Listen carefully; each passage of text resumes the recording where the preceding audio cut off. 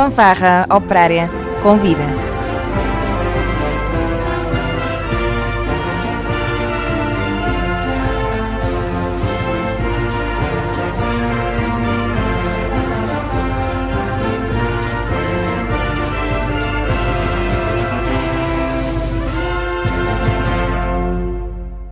Muito boa tarde a todos, bem-vindos a mais um programa Fanfarra Operária Convida. Hoje temos como convidado um senhor que dispensa qualquer tipo de apresentação. No entanto, compete-me a mim, Paulo Almeida, e ao meu colega Álvaro Machado, que estamos aqui na função de apresentadores, a apresentar o senhor José Gabriel do Álamo de Menezes. Muito boa tarde. Que agradeço desde já ter aceito o nosso convite para estar aqui hoje presente. É sempre um prazer. Nós não vamos entrevistar o senhor Presidente da Câmara Municipal de Angra do Heroísmo. Nosso intuito é mesmo entrevistar o senhor José Menezes ou, eventualmente, o senhor José Gabriel, como era mais conhecido nos tempos antigos. Exatamente, começando por aí. O senhor é natural da freguesia de Santa Cruz, mas toda a gente diz que o senhor é dos Altares. E é verdade, eu sou dos Altares. Esta questão da Santa Cruz foi mesmo um daqueles incidentes de nascimento numa época em que, não, ao contrário do que acontece agora, não se registava onde se vive, mas sim onde se nascia. Eu, na verdade, nunca vivi em Santa Cruz, mas sou natural de Santa Cruz, da Praia da Vitória. Uma pergunta que se calhar já fizeram várias vezes, mas que eu sinceramente tenho que ser honesto e não sei a resposta. Como é que foi a infância do José Gabriel nos Altares? Bom, foi aquela infância normal de todos os rapazes dos Altares. Portanto, eu frequentei a escola primária dos Altares e no fim da escola primária dos Altares, aí sim a minha vida diferenciou-se rapidamente da vida dos meus colegas de escola, porque naquela altura estudar no liceu era um privilégio para muito poucos e eu, graças ao facto do meu pai ser uma pessoa com uma visão bastante diferente daquilo que era a moda no tempo, em que estudar era uma coisa para ricos e uma coisa que não era se calhar muito aconselhável. Eu lembro-me que eu ter vindo estudar para Angra levou a que muita gente franzisse o sobrolho e dizia, o rapaz vai-se perder aí para essa cidade. E pronto, aí as coisas foram diferentes. O meu pai trabalhava na base, era eletricista na base. E felizmente, com muito esforço da família, tivemos as condições para eu fazer o liceu aqui em Angra. E portanto aí claro que a minha vida ficou muito diferente dos meus outros colegas que aos 10 anos foram para as vacas ou para outra vida qualquer e eu vim estudar. Uma pergunta. Mas isto não me dispensava, depois de estudar e aos fins de semana, dar uma ajudinha nas coisas das vacas e noutros assuntos da família, por isso eu fiz o percurso normal dos rapazes dessa altura e não fez mal nenhum, mas aprendi umas tantas coisas. Na sua infância, pela visão que acabou de dizer da sua família, que era um bocadinho diferente e que estavam dispostos a fazer um esforço para a sua continuação de estudos, sentia-se mais protegido ou era uma criança igual às outras? Houve alturas em que eu até me sentia mal por causa disso, porque quando nós somos crianças gostamos de não nos distinguir do grupo e eu não ficava particularmente orgulhoso do percurso que fui levando e, portanto, tinha uma certa tendência para tão rápido quanto possível me aproximar daquilo que era a vida normal dos rapazes numa freguesia rural como os Altares. Na década de 60 não havia internet, não havia nem televisão, havia apenas uma estação de rádio que ainda por cima se ouvia mal, particularmente à noite, que era esta, e era o que nós tínhamos de comunicação. E esta fechava por volta da meia-noite, acabava e começava às 7:30 da manhã. Eu lembro perfeitamente de ouvir a abertura porque eu, durante a maior parte do tempo que frequentei o liceu, vinha na caminhoneta da manhã que saía dos biscoitos e vinha aqui para Angra. E as caminhonetas, um luxo que agora já não existe, ainda tinham rádio a bordo. e portanto ali por volta de Santa Bárbara, que era onde batia às 7:30, lá ouvíamos a abertura de rádio com o Alegre. Nessa altura, qual era, ou quais eram as suas ocupações de lazer favoritas? Pois eu acabava durante a semana por ter muito pouco lazer, por causa dos horários. O liceu começava muito cedo, eu tinha que vir na primeira caminhoneta, ou seja, às 6 da manhã e tinha que estar prontinho para apanhar o autocarro que passava pouco depois, e por isso tinha que me deitar cedo, porque tinha que me levantar cedo, e isso teve, até no que diz respeito às bandas, um efeito, é que eu não tive direito a fazer muito do percurso que eles faziam, porque coisas ao serão não havia. Esta era a minha próxima pergunta, Pois, no meio desse contexto. Eu não pude fazer esse percurso, não porque não houvesse vontade, mas porque não dava. Porque tinha que me deitar muito cedo, me levantava muito cedo, e, portanto tive que fazer esse percurso assim. E por isso, os períodos de lazer acabavam por ficar muito curtos.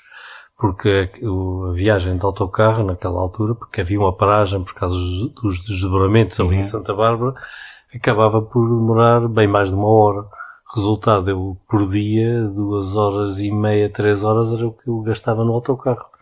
Se juntarmos a isso os tempos de espera, porque o autocarro não sai propriamente na hora que nós queremos sair, muito do meu tempo, que seria tempo livre, eu acabei por passar numa coisa que já não existe, que havia uma biblioteca ali no jardim, que os autocarros naquela altura saíam ali do Largo Prior de Crato, portanto ali ao pé, e portanto eu fazia os tempos de espera a ler uns jornais e umas revistas, que era o que havia, uns livrinhos, que era o que havia ali nessa pequenina biblioteca que havia ali no jardim.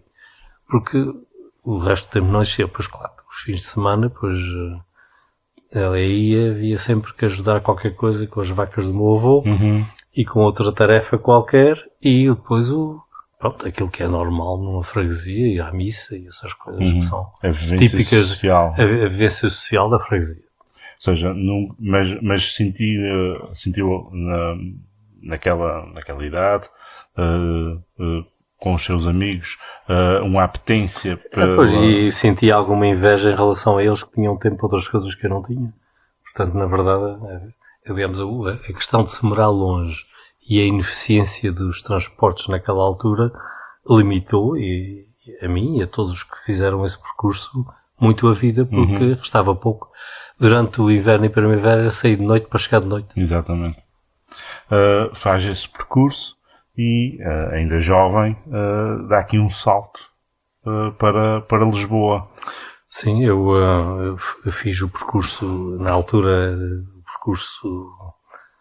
do secundário tinha menos um ano, portanto, eu ainda sou do tempo do 7º ano do liceu, ou seja, basicamente tínhamos os 4 anos da escola primária e depois os 7 anos a seguir, havia 2 anos que era o ensino preparatório, depois os 2 ciclos do liceu, sendo que o secundário, ao contrário do que acontece agora, só tinha 2 anos.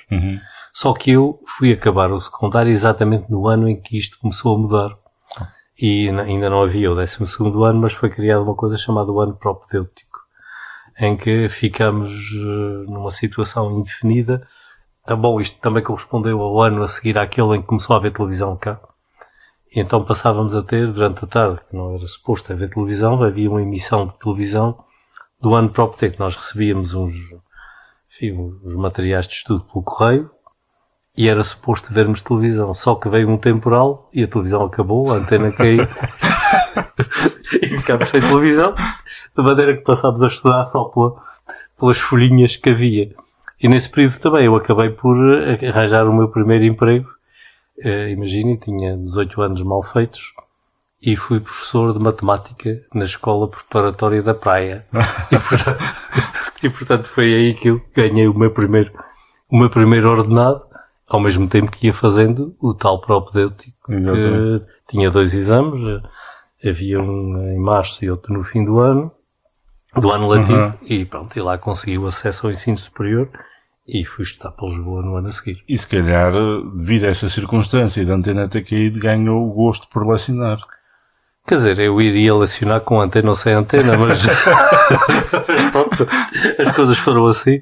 Mas consegui ganhar uns truquinhos que muito jeito me deram nos anos que vieram a seguir.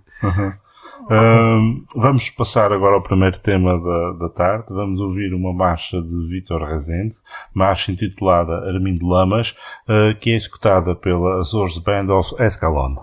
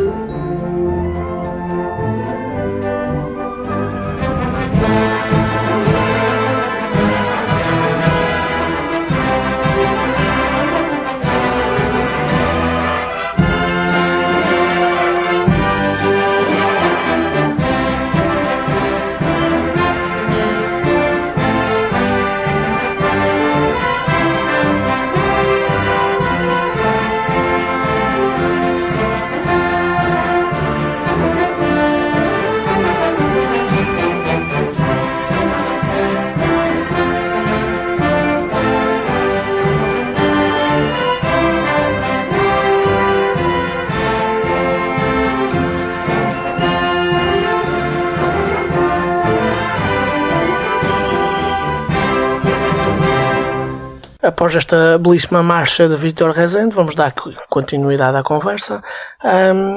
Por que motivo decide realizar o doutoramento nos Estados Unidos?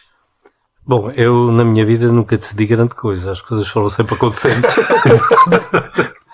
E portanto, este foi um bocadinho resultado das oportunidades e daquilo que vai acontecendo.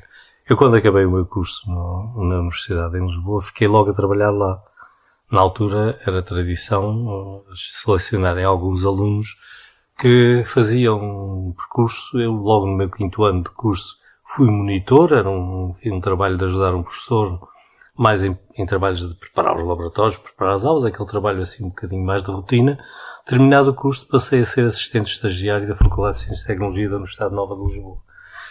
E estava nesse percurso quando fui chamado, e estava a fazer um mestrado. Na altura os mestrados eram uma coisa mais ou menos desconhecida, não havia, foi dos primeiros mestrados que aconteceram na área da engenharia sanitária, e fui chamado para a tropa e fiz o curso da Escola Naval e fui oficial da Reserva Naval, andei embarcado aí nos navios. Quando acabei isso, resolvi voltar para cá e vim trabalhar aqui na Universidade dos Açores, aqui na Terra Chã, que era onde aquilo estava. Depois a minha vida não correu lá muito bem, as coisas complicaram-se um bocadinho e apareceu uma oportunidade que eu achei que não ia ter, que era, na altura, ainda hoje existiu o sistema de bolsas Fulbright, que são bolsas dadas pelo governo dos Estados Unidos, que permite fazer estudos avançados nos Estados Unidos. Concorri à bolsa com aquela coisa, isto é uma oportunidade, mas provavelmente vai ser igual a ganhar o Euromilhões, porque isto é 1 no milhão. Felizmente fui selecionado, depois de um conjunto de provas, fui selecionado. Fui para os Estados Unidos, fiz lá o doutoramento. Depois voltei para a Faculdade de Ciências e Tecnologias da Universidade Nova de Lisboa, onde fui professor auxiliar. Depois resolvi que queria voltar para cá, vim primeiro, era só por 1 ano, e depois vai ser 2, e fui ficando, e foram estes todos até agora. E foi esse o percurso que eu fiz, mas a questão de ir para os Estados Unidos foi, efetivamente, daquelas coisas que, pronto, eu vi o concurso, vi que havia, resolvi concorrer, com muito poucas expectativas de ir, e acabei por ir. Normalmente é sempre assim. Às vezes. E por isso é que eu acho que não é bem uma questão de decidir, pronto, a vida conduz-nos. Com tantos anos de lecionamento, não sente saudades de dar aulas novamente? Eu não sinto, porque continuo a dar aulas. Eu continuei a fazer esse trabalho. Normalmente durante a semana tenho um dia que tenho aulas. Portanto, eu não posso acumular ordenados, mas gratuitamente vou dando as minhas aulas, exatamente porque gosto e porque também é uma forma de me manter intelectualmente mais disperso e de me ir atualizando, porque esta coisa de ser presidente da Câmara e dedicar-me aos buracos e às calçadas mal feitas não é assim propriamente uma coisa que seja muito, muito apelativa do ponto de vista intelectual. E por isso eu achei que devia continuar e continuei. E sempre com o contacto com os jovens? O contacto com os jovens também ajuda a evitar envelhecer. Acho que nós nos mantemos intelectualmente muito mais ativos e nos sentimos mais jovens com esse contacto. E isso para mim tem sido excelente. Bem, isto é um programa sobre bandas. Eu vou entrar agora um bocadinho por este caminho. Como é que vê o estado atual das nossas bandas da Ilha Terceira? Bom, eu já vi as bandas muito piores. Eu lembro-me das bandas muito pequenas e a tocar, enfim, o pessoal tocava de cor e sem grande técnica, portanto as coisas melhoraram muito.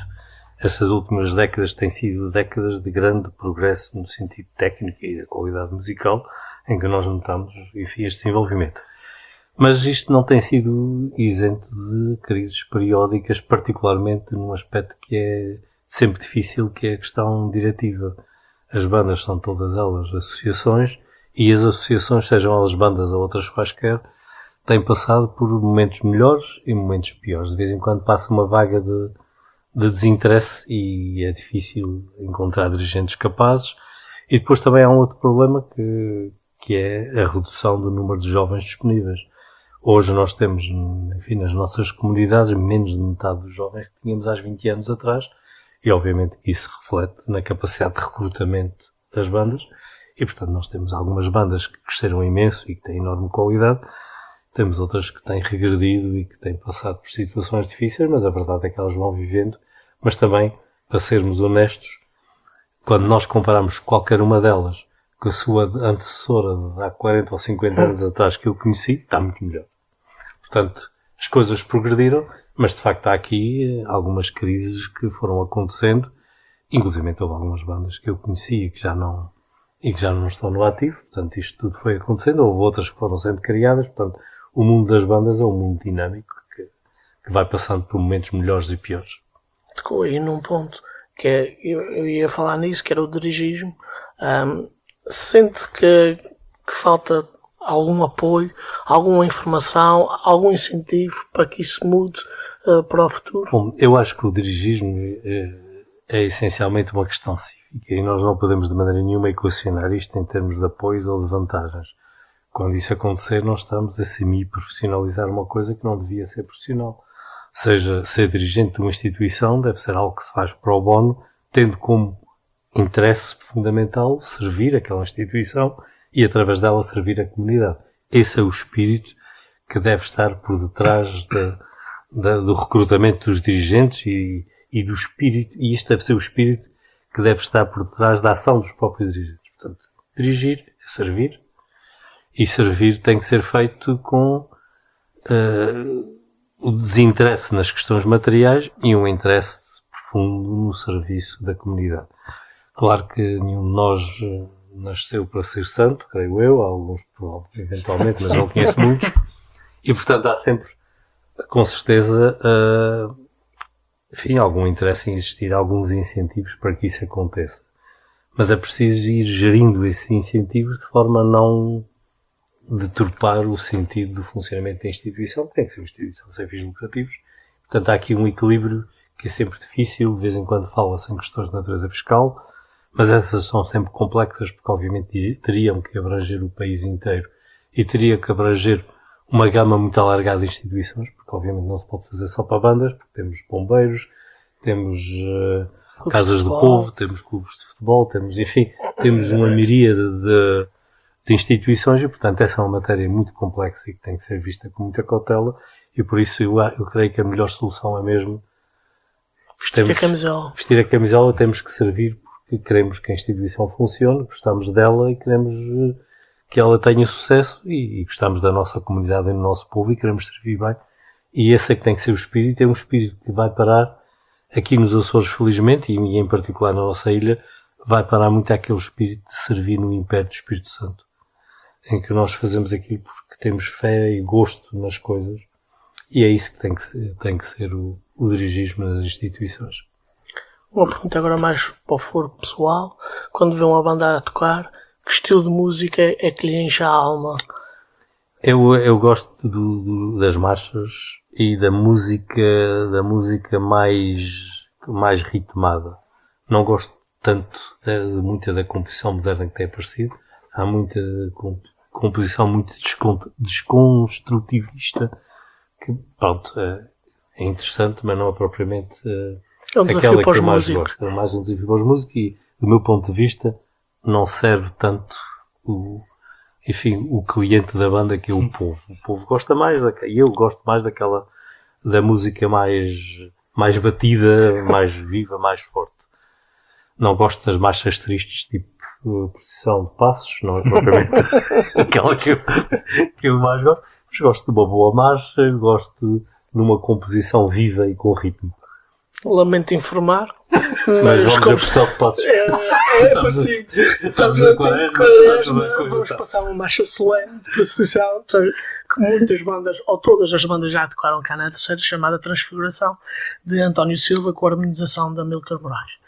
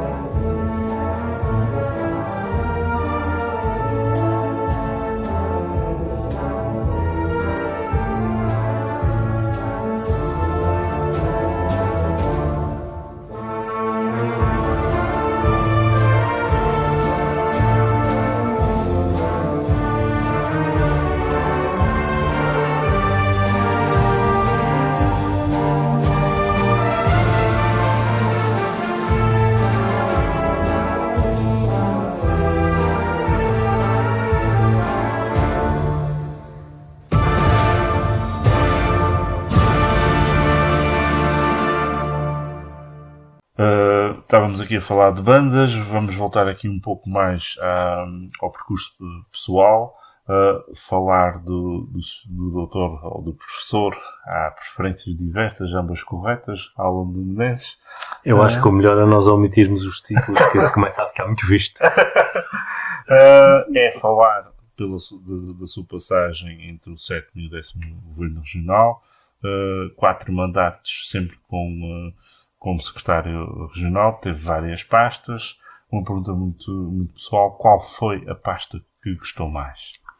Bom, essa é uma pergunta que tem uma resposta difícil, porque os primeiros 3 mandatos eu tive várias pastas, a verdade, mas sempre centradas em torno da educação. Eu, na verdade, acabei por ter apenas, enfim, tirando as variantes, duas áreas nucleares. A área da educação, para mim, sempre foi uma área apaixonante e é uma área que eu considero fundamental. Aliás, creio que do ponto de vista da governação e particularmente de um governo como é o nosso governo regional, que tem que olhar para uma região relativamente pequena e com alguns problemas de fixação e de formação de pessoas, a educação é uma área fundamental. Eu gostei muito de ser secretário de Educação, mas como a minha área de formação profissional é o ambiente, depois no último mandato já foi uma opção de, pronto, eu agora vamos para uma coisa que é mais próxima de mim e estive no ambiente. Portanto, eu também achei que o trabalho na Secretaria do Ambiente era muito interessante. Portanto, eu diria que tenho aqui uns amores divididos entre uma coisa e outra.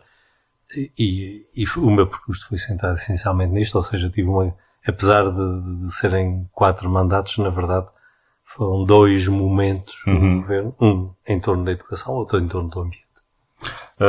Dentro desse percurso, e foram muitas, mas tem assim algumas medidas pelas quais tenha tido assim mais carinho, tenha tido mais orgulho?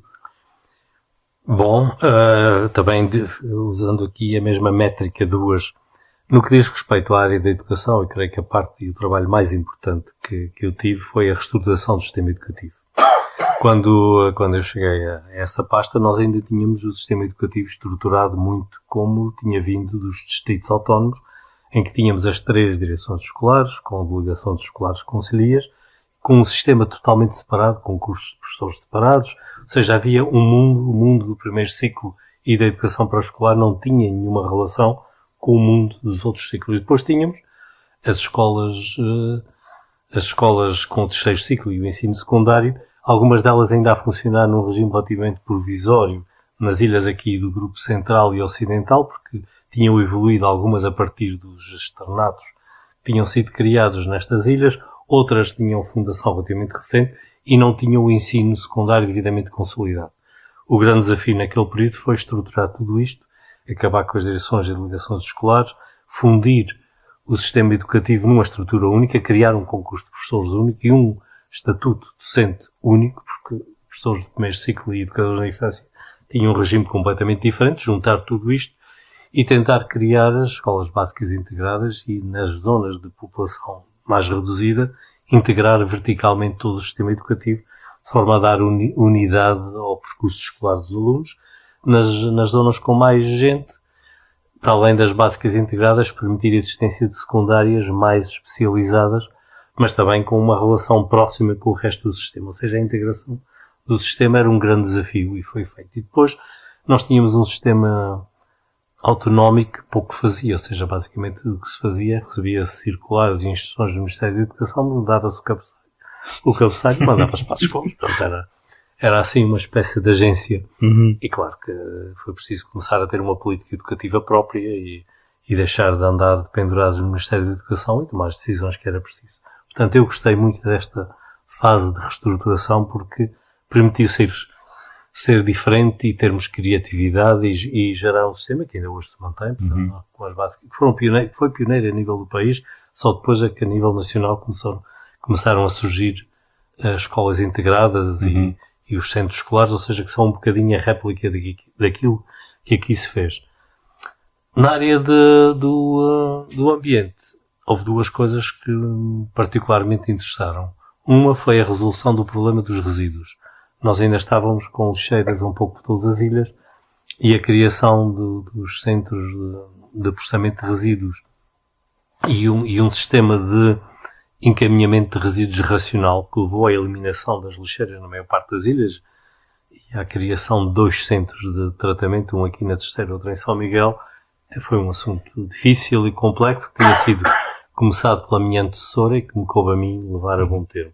O outro foi a estruturação do sistema de proteção da natureza com a criação dos parques naturais de ilha e do Parque Marinho dos Açores e a criação de um sistema também devidamente integrado que acabasse com toda aquela miríade de monumento natural, zona protegida aqui, zona protegida acolá, tudo diferente, tudo com gestão diferente, que não fazia nenhum sentido. Portanto, unificar tudo isto e criar uma estrutura racional foi um grande desafio, mas foi um desafio que eu gostei de enfrentar.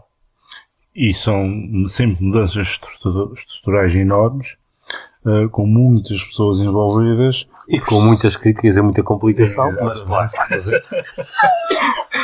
são sempre processos que não são não nada são fáceis, fáceis, mas são processos necessários. A vida das instituições faz-se destes momentos em que é preciso mudar coisas e fazer coisas funcionar, obviamente sempre tendo a consciência de que nem Jesus Cristo agradou a todos, quanto mais eu. Exato. E, portanto, tenho que aguentar com aquilo que vem por aí adiante. Sim, mas passado o tempo... Sim, depois normalmente nós temos uma regra que eu deixo aqui esta dica para os meus assessores políticos, que é a regra dos 6 meses. Quando se faz uma coisa, durante 6 meses aquilo é horrível. Ao fim de 6 meses, alguns dos que criticavam até diziam, eu sempre disse que era assim que devia ser. E, olha, vejam o que aconteceu com a Praça Velha. E, portanto, as coisas estão assim. Deixemos passar com calma os 6 meses, aguentando firme e com paciência, e depois tudo se resolve. O tempo encarrega-se de conquistar as almas desavindas.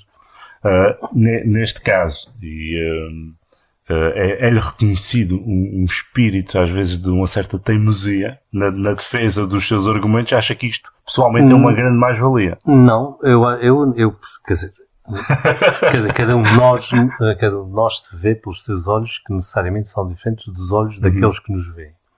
Aquilo que eu tento sempre fazer é seguir aquilo que eu me convenço que está certo.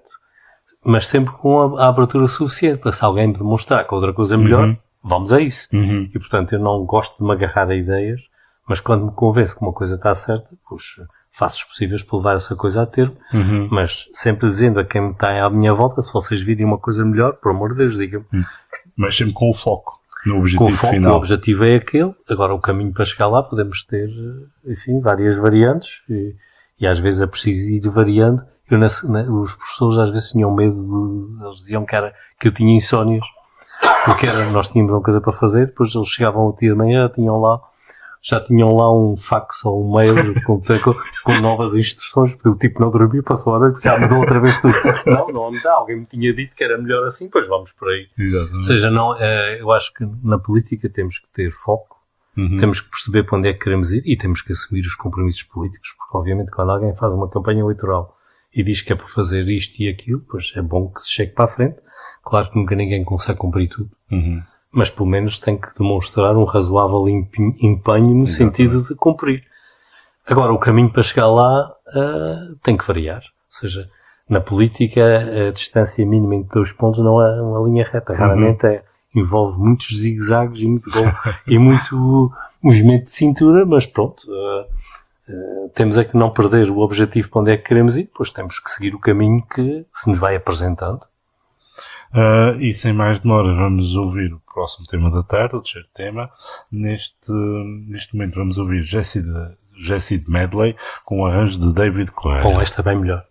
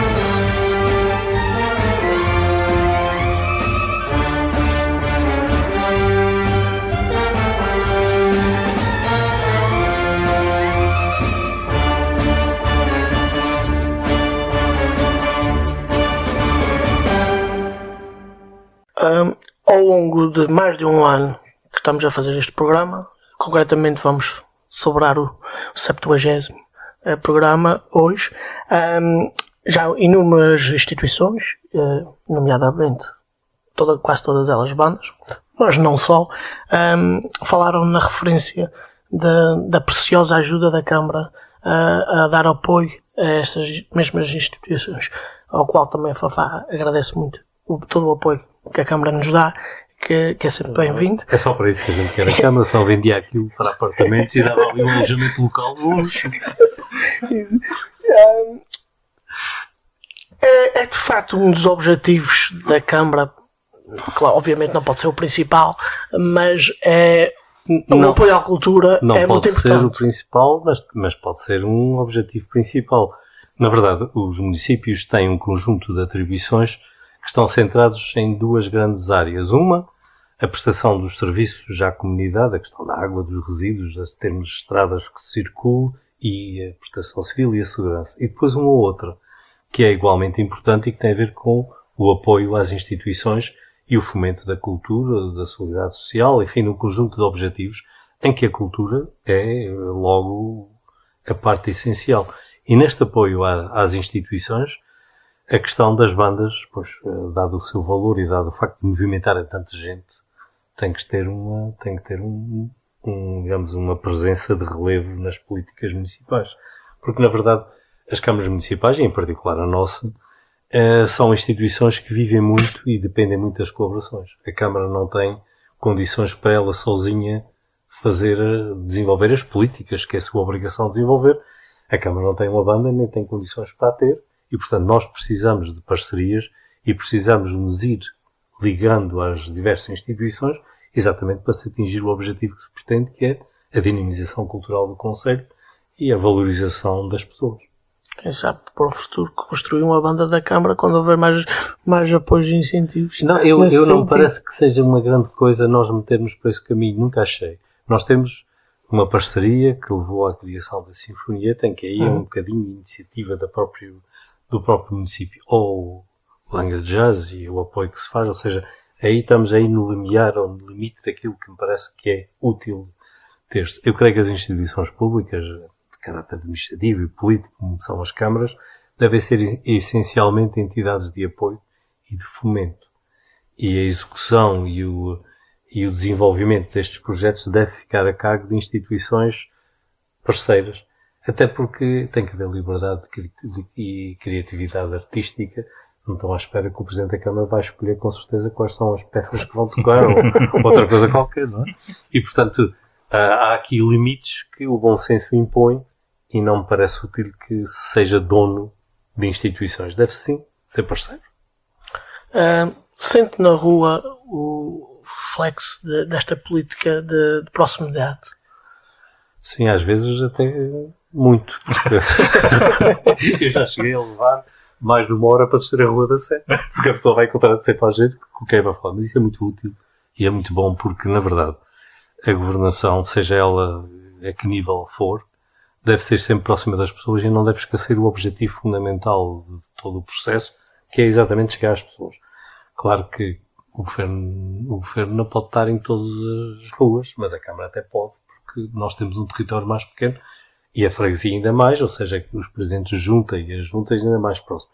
Nós temos essa possibilidade, que é um luxo e uma enorme vantagem na governação, que é a possibilidade de estarmos perto, a possibilidade de eu conhecer, eu acho que conheço as sedes de todas as nossas instituições, de lá ter ido, de conhecer, de falar, e isso valoriza e facilita imenso o trabalho que depois é preciso fazer na Câmara. Portanto, essa proximidade é uma enorme vantagem para quem exerce estas funções.